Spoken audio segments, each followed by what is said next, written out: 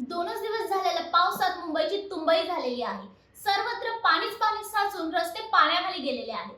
रस्त्यांवरील खड्ड्यांमुळे नागरिकांना या पावसात अवघड अशा परिस्थितीला सामोरे जावे लागत आहे. अशाच वेळी वंचित बहुजन आघाडीचे नेते ॲडव्होकेट प्रकाश आंबेडकरांनी विरोधी पक्षांना प्रश्न उपस्थित केलेले आहेत. भाजप, शिवसेना, काँग्रेस आणि राष्ट्रवादीने बीएमसीला वर्षानुवर्ष लुटले आणि भ्रष्टाचाराने तिला पोखरून टाकले आहे.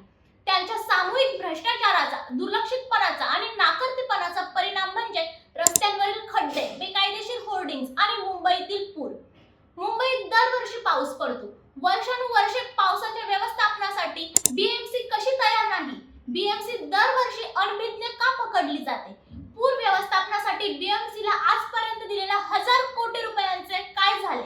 बीएमसीला याची पर्वा नाही, कारण त्या लुटारूंच्या अक्षमतेची आम्हाला पर्वा नाही आणि त्यांच्याकडून आम्ही जबाबदारी मागत नाही. तर जून महिन्यात बीएमसीने जय भीम नगर पवई येथील झोपडपट्टी पाडली, ज्यामुळे 700हून अधिक कुटुंबे बेघर झाली. या पावसात छप्पर नसलेल्या कुटुंबांची कल्पना करा, असा हल्लाबोल प्रकाश आंबेडकरांनी विरोधी पक्षांवर केलेला आहे.